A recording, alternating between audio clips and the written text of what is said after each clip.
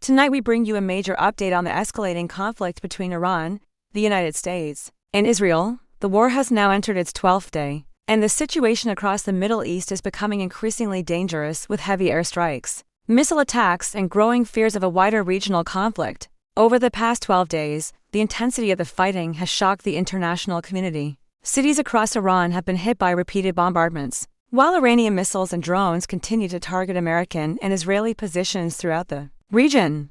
According to multiple reports, the conflict began on February 28, 2026, when the United States and Israel launched a coordinated wave of air and missile strikes against Iranian military and nuclear infrastructure. These attacks were part of a major operation aimed at crippling Iran's missile systems, air defenses, and key military leadership. Within just the first 12 hours of the operation, nearly 900 strikes were carried out across Iran, targeting missile bases, military installations, and strategic infrastructure. The offensive marked one of the most significant military escalations in the Middle East in decades. Explosions were reported across multiple Iranian cities, including Tehran. Large plumes of smoke could be seen rising from military compounds and government facilities, while Iran quickly closed its airspace as the attacks unfolded. One of the most dramatic developments during the opening phase of the war was the assassination of Iran's longtime Supreme Leader Ali Khamenei, who was killed during an airstrike targeting senior Iranian leadership in Tehran.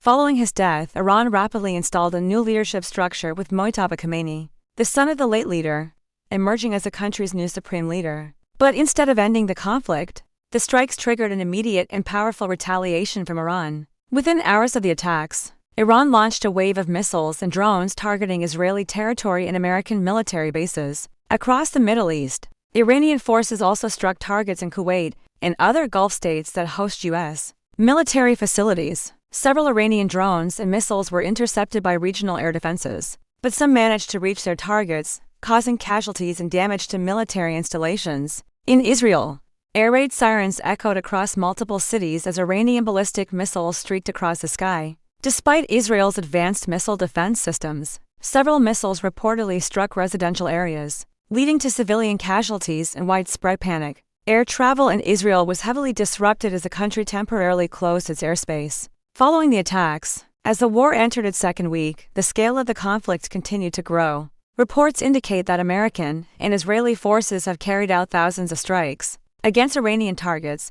Iranian officials claim that nearly 10,000 civilian sites have been hit, and more than 1,300 civilians have been killed since the beginning of the war. Meanwhile, the United States says its military operations are focused on Iran's missile production facilities, military bases, and strategic infrastructure. In one of the most significant recent escalations, American Beta stealth bombers were deployed to strike deeply fortified Iranian missile production facilities using powerful 2,000-pound bombs designed to destroy underground targets. These stealth bombers are among the most advanced aircraft in the world and are capable of penetrating heavily defended airspace. The goal of these strikes, according to U.S. officials, is to dismantle Iran's missile manufacturing capability and reduce the country's ability to launch further attacks. However, the war is no longer limited to Iran and Israel.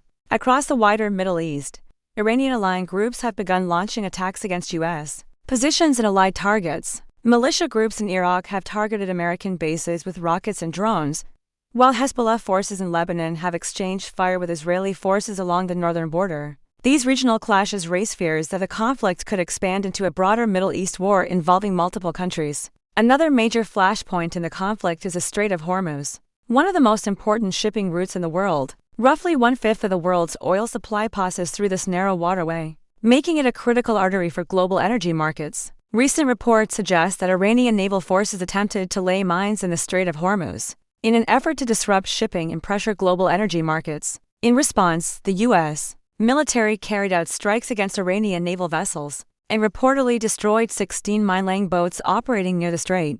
The possibility of the strait being blocked has already caused turmoil in global energy markets. Oil prices surged sharply in the early days of the conflict as traders feared disruptions to energy supplies. At one point, prices briefly climbed above $90 per barrel before stabilizing slightly as governments began releasing emergency reserves. The International Energy Agency has announced plans to release hundreds of millions of barrels of oil from strategic reserves in an attempt to stabilize global markets. Meanwhile, the humanitarian impact of the war continues to grow. In Iran, Large numbers of civilians have been displaced as airstrikes continue to hit military and infrastructure targets across the country. In Lebanon, Israeli strikes targeting Iranian-backed groups have reportedly killed hundreds of people, further complicating the already volatile situation in the region. Air travel and shipping across the Middle East have also been severely disrupted, with several countries closing their airspace and diverting commercial flights away from the conflict zone. Shipping companies have warned that attacks on vessels in the Persian Gulf and the Strait of Hormuz could disrupt global trade if the conflict continues to escalate. International reactions to the war have been mixed. Several countries have called for immediate de-escalation and diplomatic negotiations to prevent the conflict from spiraling into a full-scale regional war. Some European leaders have openly criticized the military campaign against Iran, warning that it could undermine international law and destabilize global security. At the same time, other countries have supported the strikes, arguing that they were necessary to prevent Iran from developing nuclear weapons. The United Nations has also expressed deep concern about the escalating violence and the growing humanitarian crisis. Despite the intense fighting, there are still questions about how long the war will continue. U.S. President Donald Trump recently suggested that the conflict could end soon, claiming that many of Iran's key military targets have already been destroyed. However, Iranian leaders have rejected calls for a ceasefire and vowed to continue resisting what they describe as aggression by the United States and Israel. Analysts warn that the coming days could be critical if the conflict continues to expand. More countries could be drawn into the fighting, particularly if attacks on shipping lanes or military bases increase. The Middle East has seen many conflicts over the past decades, but the scale and intensity of this confrontation have raised fears that it could become one of the most dangerous crises in recent history. As the war enters its 12th day, the world is watching closely. Governments, military leaders, and global markets are all preparing for what could happen next. Will diplomacy eventually prevail and bring an end to the violence? Or will the conflict continue to escalate, pulling the entire region into a much larger war? For now, the situation remains highly volatile, with new developments emerging almost every hour.